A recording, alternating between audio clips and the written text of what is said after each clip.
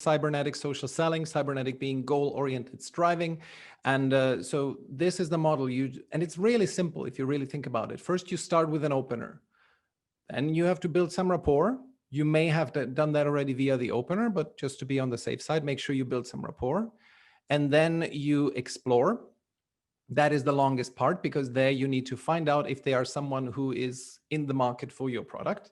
And then follows the close. You simply offer a call. As soon as they indicate that they are indeed in the market for your service, which will be infrequently enough, but still, you then offer them to jump on a quick 15-minute exploratory call. Okay. And of course, you have to bear in mind that this only works for clients that are worth a certain customer lifetime value to you. So I usually pin it at $2,000. Below that, it's going to get really difficult to have this kind of personalized connection, and you may want to consider a different route. But for any customer lifetime value, $2,000 plus, you can absolutely use this. All right, so let's look at what actually happened there between you and I. So I started with the opener saying, hey, Kyle, I see we're both fans of Matthew Seltzer and his content. And that is because I saw that you had, I believe, commented on or liked one of his posts. Yeah, I had commented on Matthew Seltzer's post, which I think he said is today is the perfect kind of day for a cardigan, a cup of coffee, and beating around or patting around the house in a pair of slippers. Yeah. And I believe you commented something like that, you don't wear slippers. And so I found that funny. I don't wear slippers either. So I just wrote to you, from one non-slipper wearer to another would be great to connect. And that was, you then accepted a couple of minutes later, I believe. And then I said, and then we get into the rapport stage. Because arguably with this, I already had a level of rapport, because I could imagine that that kind of painted a smile on your face probably. But I wanted to be sure and just said, hey, Kyle, great to be connected. I think your baby is gorgeous. And that was a reference to that post that you mentioned where somebody had pitch slapped you. It was not really a pitch slap. They were just criticizing you for your visual branding. And it's just, they thought that they're being edgy and cool, but it was just plainly rude what they did. Right? They just said, hey, it just doesn't look professional. It's like, yeah, great rapport building there. And so I remarked on that saying, I think your baby is gorgeous, because you had commented that the guy actually said that your baby was ugly. Right. Well, and to his credit, or to this person's credit, I think there's a language barrier and a communication barrier, but I mean, fundamentally, when you're building rapport and you have something to lean into like that, what I think you did here that's really, really powerful is you were referencing, like, you did a little bit of research. It wasn't like you just showed up and you're like, hey, Kyle fits in my sales navigator feed. It was like, oh, I go in, whether it was looking at my content, there was something you were consuming that I'd done on LinkedIn, and you were referring to that.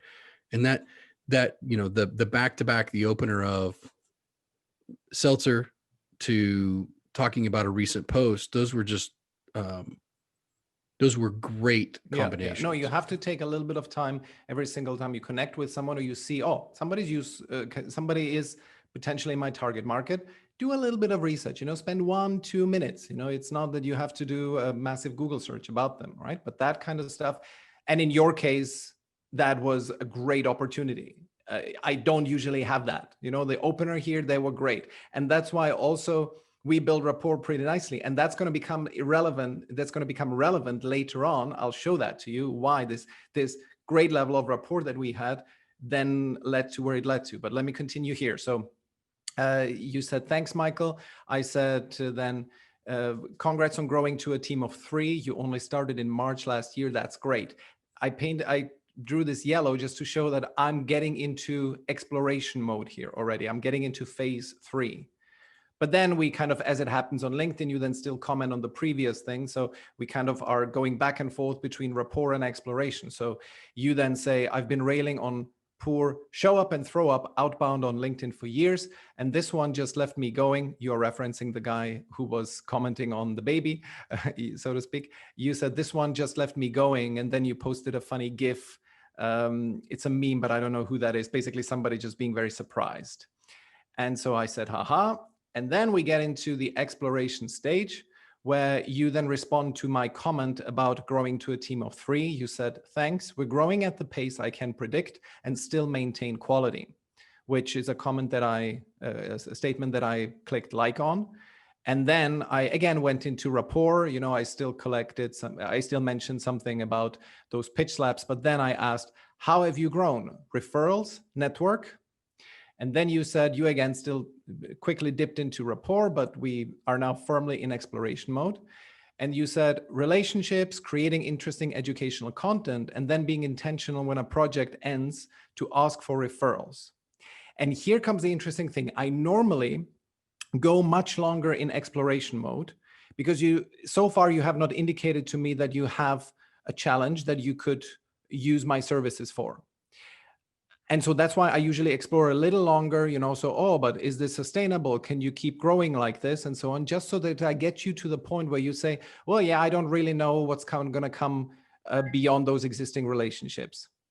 And so once you said that, but because we had, and then you said relationships, creating interesting educational content, and then being intentional when a project ends to ask for referrals. And now, because we had created this great level of rapport here already, at least I felt so. And you also can feel it when you see the speed of responses. When you see that somebody is responding immediately, which you were, that is a great indicator you have good rapport because the person is really focusing on you now.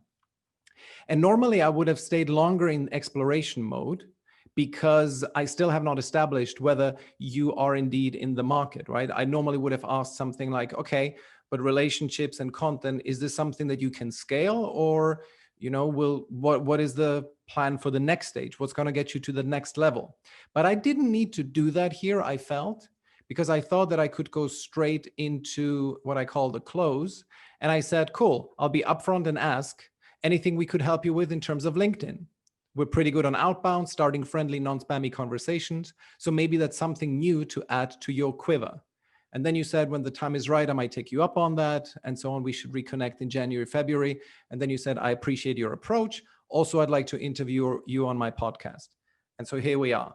So, and this staged approach, it seems like pretty kind of elegant that it flows from one stage to the other. But it is actually, there is a system in the madness, right? So you start with the opener, you build rapport, you explore, and then you offer the close. So in your case, the only atypical thing was the close, because normally I wait for you to indicate that you have a problem, a need, and then I say, this sounds like something I may be able to help with. Would you like to jump on a quick call? And so that model I can replicate. Basically, I can do that all day, every day.